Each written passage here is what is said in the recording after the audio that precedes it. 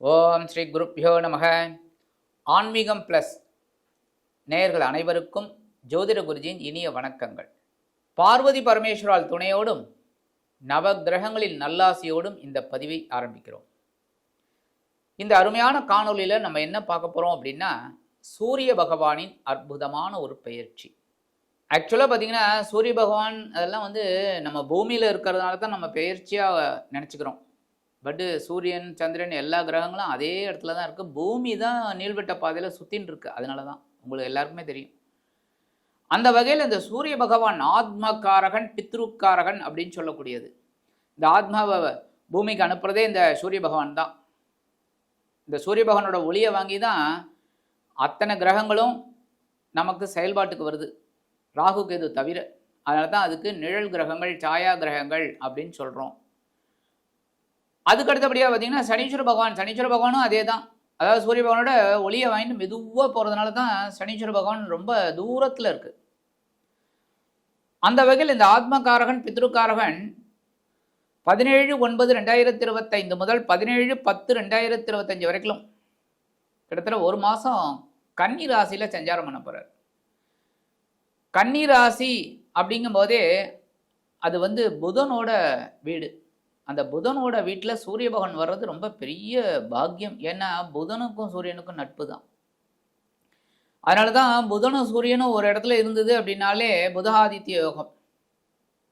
ஒரு குழந்தை பிறக்கும்போது அந்த இது இருந்தனால யோகம். சின்ன சின்ன டிகிரி வித்தியாசம் இருந்தால் கூட அந்த யோகம் கண்டிப்பாக அந்த குழந்தைக்கு கிடைக்கும். இந்த சூரிய பகவான் சிம்ம ராசிக்கு அதிபதி. அதே சமயம் கிருத்திகை, உத்திரம், உத்திராடம் இந்த 3 நட்சத்திரத்துக்கும் இவர் தான் அதிபதி. அந்த வகையில் இந்த சூரிய பகவான் கன்னிராசியில் இருந்துக்கிட்டு அற்புதமான பலன்களை கொடுக்க போகிறார். கன்னிராசி அப்படிங்கும்போது புரட்டாசி மாதம். ஆக்சுவலாக புரட்டாசி அப்படின்னாலே டக்குன்னு நமக்கு ஞாபகம் வருது பெருமாள் தான். வைஷ்ணவ சம்பிரதாயம் தான். திருப்பதியிலையும் நல்ல பிரம்மோற்சவம் அதெல்லாம் நடக்கும். ஆனால் இதே இடத்துல பார்த்தீங்கன்னா இதுக்கு பேர் ஷடஷீதி புண்ணிய காலம். அது சிவபெருமானுக்கு உகந்தது. ஏன்னா சூரியன் அப்படின்னாலே சிவபெருமான். ஸோ இந்த சூரிய பகவான் கன்னிராசிக்கு வரும்போது அதி அற்புதமான பலன்களை கண்டிப்பாக கொடுப்பார். இது ஆக்சுவலாக பார்த்தீங்கன்னா தட்சிணாயன புண்ணிய காலம். தட்சிணாயனம் ஆரம்பிச்சுடுத்து. இந்த சூரிய பகவான் 17/9/2025 முதல் 27/9/2025 அவரோட சொந்த நட்சத்திரமான உத்திர நட்சத்திர காலில் சஞ்சாரம் பண்றார். 28/9/2025 முதல் 9/10/2025 வரைக்கும் இந்த சூரிய பகவான் சந்திர பகவானின் ஹஸ்தம் நட்சத்திரத்தில் டிராவல் பண்றார். அதுக்கு அடுத்தபடியாக 10/10/2025 முதல் 17/10/2025 வரைக்கும் செவ்வாய் பகவானின் மிருகசிருஷ நட்சத்திர காலில் சஞ்சாரம் பண்றார். இது ஆக்சுவலாக பார்த்தீங்கன்னா எல்லாமே ஏ டீம். சூரிய பகவான் அவரோட சொந்த நட்சத்திரம், அடுத்தது சந்திர பகவானின் ஹஸ்தம், அடுத்தபடியாக செவ்வாயோட மிருகசிருஷம்.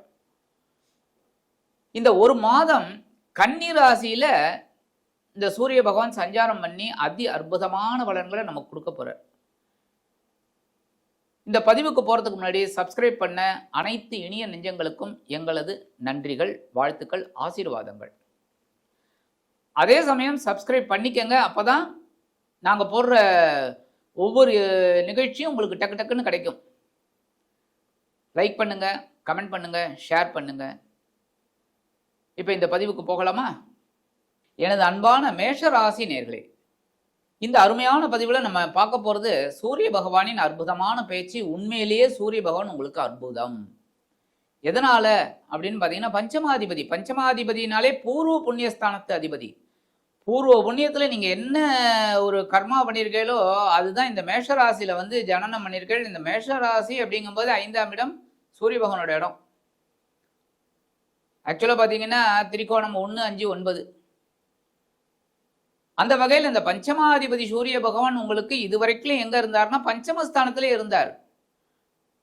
ஏகப்பட்ட குழப்பங்கள் இருந்தது குழந்தைகளின் மூலமாக. குழந்தைகளை மேல்நாட்டுக்கு படிக்க வைக்கணும், இல்லைன்னா வெளியூரில் போயிட்டு படிக்க வைக்கணும், அதுக்குண்டான வேலைகள் எல்லாம் செஞ்சீங்க கொஞ்சம் குழப்பத்தோட. ஏன்னா பஞ்சமஸ்தானத்தில் தான் கேதுவும் இருக்கார். ஒரு ஞானத்தை கொடுத்தார் உங்களுக்கு, ஒவ்வொரு விஷயத்துலையும் ஒரு தெளிவை கொடுத்தார். அதேமாரி இந்த பூர்வீக சொத்துக்கள் கண்டிப்பாக வாய்தா தான் நீங்கள் வாங்கியிருப்பீங்க, ஏகப்பட்ட வாய்தாக்கள். ஆனாலும் ஓரளவுக்கு சரி நமக்கு ஃபேவரபிளாக ஆகும் அப்படின்ட்டு அப்படியே போயிட்டுருக்கீங்க. அந்த வகையில் இப்போ பஞ்சமஸ்தானத்தை விட்டு விலகிறது ரொம்ப விசேஷம். ஏன்னா கேதுவோட பிடியிலேருந்து அப்படியே வெளியில் வந்துட்டார். வந்து எங்கே வர்றாருன்னு பார்த்தீங்கன்னா பகைருண ரோகஸ்தானம் அப்படிங்கிற உபஜயஸ்தானங்கள் அற்புதமான ஒரு இது 6ஆம் இடத்துக்கு வந்துடுறார். 6ஆம் இடம் அப்படிங்கனாலே பலம் ஜாஸ்தி. 3, 6, 10, 11 ஆகிய இடங்கள் உபஜயஸ்தானங்கள், அதுவும் மறைவு ஸ்தானம். அந்த மறைவில் அற்புதமான ஒரு வேலைகளை உங்களுக்கு செய்ய போறார். என்ன, உத்தியோகத்திலிருந்து வந்த குழப்பத்தை முதல்ல குறைப்பார். ஏகப்பட்ட குழப்பத்தோட வேலை செஞ்சுட்டு அந்த வேலையை ஒரு ஸ்திரம் பண்ணுவார். அடுத்தபடியா அதேமாதிரி தொழில் வியாபாரத்தில் இருக்கிற நிறைய பேர் வந்து மேஷராசி என்பர்கள் தொழில் வியாபாரத்தில் கொடி கட்டி பறந்துட்டு இருப்பீங்க. அவங்களுக்குலாம் கொஞ்சம் டென்ஷன்ல தான் இருக்கு. ஏன்னா 7:30 ஆரம்பிச்சு போயின்னு இருக்கு. ஓரளவுக்கு பரவாயில்லை, சமாளிக்கிறீங்க. இருந்தாலும் குழப்பத்தோடு தான் ஒவ்வொரு ஸ்டெப்பும் எடுத்து வச்சுக்கிட்டு இருக்கீங்க. இப்போ இந்த தொழில் வியாபாரம் ரொம்ப அற்புதமாக இருக்கும்.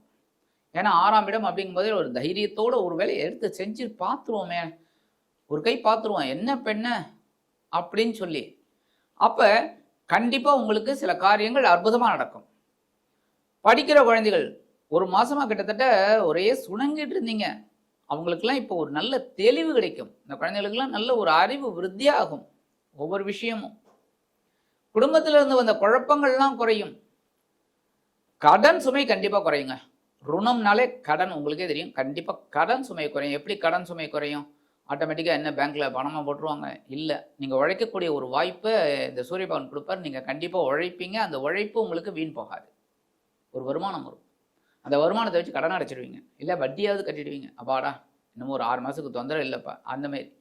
அடுத்தபடி உடல் ஆரோக்கியம், ஏகப்பட்ட குழப்பம். பாவம் நிறைய பேருக்கு காலில் அடிபட்டிருக்கு, நிறைய பேருக்கு சர்ஜரியெல்லாம் நடந்துட்டுருக்கு.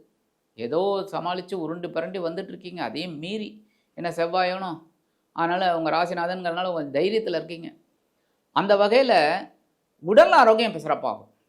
கண்டிப்பாக மருத்துவ செலவுகள் குறைங்க. மனசில் ஒரு தைரியம் வந்து இது பண்ணாலே எல்லாமே உடம்பும் நல்லாயிருக்கும். முதல் 11 நாட்கள் சூரிய பகவானோட சொந்த நட்சத்திரம் உத்திர நட்சத்திர காலில் சஞ்சாரம் பண்ணுறார். உத்திரம் 2, 3, 4 பாதங்களில் இந்த சூரிய பகவானோட நட்சத்திரம் தான் இந்த உத்திரம். அதனால் கண்டிப்பாக எழுதி வச்சுக்கோங்க, உங்களுக்கு நல்லதே நடக்கும். கண்டிப்பாக நிறைய ஒரு பெரிய அச்சீவ் பண்ணுறதுக்கு ஒரு இது கிடைக்கும், ஒரு முன்னேற்றம். ஏகப்பட்ட இதில் இருந்தீங்க கஷ்டத்தில், இப்போ அப்படியே முன்னேறி ஸ்டெப் பை ஸ்டெப் அப்படியே வரப்போகிறீங்க. அடுத்து வரக்கூடிய 12 நாட்கள் ஆதி அற்புதமான நாட்கள். ஏன் அப்படின்னா உங்களோட சுகாதிபதி சந்திர பகவானின் நட்சத்திர சாரமான ஹஸ்தம் நட்சத்திர காலில் ட்ராவல் பண்ணுறார். சுகாதிபதி அதுதான் மேஷராசி அன்பர்களுக்கு பார்த்தீங்கன்னா ஒரு எல்லாமே சுகங்கள் பார்த்தீங்கன்னா 50-50 தான் இருக்கும். சில நேரங்களில் ஏகப்பட்ட டென்ஷனோடு இருப்பீங்க. அட என்னடா இது இவ்வளோ டென்ஷன், இந்த வாழ்க்கையே வேணாண்டா அப்படிங்கிற மாதிரி இருப்பீங்க. திடீர்னு பார்த்தா ஒரு சந்தோஷம், அதிகப்படியான சந்தோஷம். ஏன்னா தாயாரோட இடம் 4ஆம் இடம், அதுக்குண்டான அதிபதி சந்திர பகவான் அவரோட நட்சத்திர சாரத்தில் ஹஸ்தம் நட்சத்திரத்தில் வரார். கண்டிப்பாக தாயார் வழி உறவினர்கள் உங்களுக்கு அனுகூலமாக இருப்பாங்க. படிக்கிற குழந்தைகளுக்கு அதிக அற்புதமான ஒரு படிப்பு வரும். ஏன்னா 4ஆம் இடம் படிப்பு. கண்டிப்பாக நல்லா படிக்கக்கூடிய ஒரு வாய்ப்பு இந்த குழந்தைகளுக்கெல்லாம் நல்லா கிடைக்கும். அதேமாரி ஒவ்வொரு விஷயத்துலையும் திட்டம் போடுவீங்க. இருந்தாலும் மனோக்காரகன் அப்படிங்கிறத கொஞ்சம் அப்பப்போ ஒரு சில மாற்றங்களை நீங்களே எடுத்துப்பீங்க. ஒன்று வீட்டில் ஏதாவது மாற்றம் பண்ணுவீங்க, இல்லைன்னா உத்தியோகத்தில் ஏதாவது ஒரு சின்ன சின்ன விஷயங்களில் ஒரு முன்னேற்றத்தை கொண்டு வருவீங்க. அடுத்து வரக்கூடிய 8 நாட்கள், இந்த 8 நாட்கள் பார்த்திங்கன்னா இன்னும் சூப்பராக இருக்கும். ஏன்னா இந்த சூரிய பகவான் 30 நாளும் இந்த கன்னிராசியில் தான் சஞ்சாரம் பண்ணுறார், பகைருண ரோகஸ்தானத்தில். ஆனால் இந்த 8 நாட்கள், கடைசி 8 நாட்கள் செவ்வாய் பகவான், அதாவது உங்கள் ராசிநாதன் அஷ்டமாதிபதியுமான செவ்வாய் பகவானின் சித்திரை நட்சத்திர காலில் சஞ்சாரம் பண்ணும்போது கண்டிப்பாக ஒரு வீடு, மனை, வாகனம் இதெல்லாம் வாங்கக்கூடிய ஒரு யோகம். இல்லைன்னா கடனை அடைச்சிடுவீங்க. இந்த வங்கியில் உங்கள் வீட்டை அடமானம் வச்சுருப்பீங்க, அந்த இதெல்லாம் மீட்கிறதுக்கு ஒரு வருமானம் உங்களுக்கு கண்டிப்பாக வரும். அதுமாதிரி வாகனம் வாங்கக்கூடிய ஒரு யோகம் நிறைய பேருக்கு இருக்குங்க. வீடு மாற்றுறது, வாகனம் மாற்றுறது, இந்த மாதிரிலாம் ஒரு நல்ல நல்ல பொசிஷன் கண்டிப்பாக இருக்கும். சரி, பரிகாரம் அப்படின்னு பார்த்தீங்கன்னா கண்டிப்பாக நீங்கள் சூரிய வழிபாடு கண்டிப்பாக பண்ணணும். ஏன் அப்படின்னா பஞ்சமாதிபதி அப்படிங்கிறனால தினந்தோறுமே 2 பிரதர்ஷனம், சூரியனை போய் பிரதர்ஷனம் பண்ண வேண்டாம், நீங்கள் ஆத்ம பிரதர்ஷனம் பண்ணாலே போதும். ஏன்னா ஆத்மா காரகன் சூரிய பகவான். ஆத்ம பிரதர்ஷனம் எப்படி, உங்களை நீங்களே ஒரு தடவை சுற்றினா போதும், அதான் ஆத்ம பிரதர்ஷனம். 2 தடவை சுற்றுங்க போகிறோம். சூரியனை வழிபாடு பண்ணுங்க கண்டிப்பாக. காலையில் வழிபாடு பண்ணுங்க, அதி அற்புதமான பலன்கள் உங்களை தேடி வரும். ஆக இந்த சின்ன பரிகாரம் நீங்கள் பண்ணினாலே பஞ்சமாதிபதி சூரிய பகவான் உங்களது பகைருண ரோகஸ்தானமாகிய கன்னிராசியில் அமர்ந்து உங்களது கஷ்டங்களை அருமையாக போக்குவார் என்று கூறி விடைபெறுகிறேன். நன்றி, வணக்கம். மீண்டும் ஒரு அருமையான பதிவில் நான் உங்களை மனமகிழ்ச்சியோடு சந்திக்கிறேன். வாழ்த்துக்கள். வாழ்க வளமுடன்.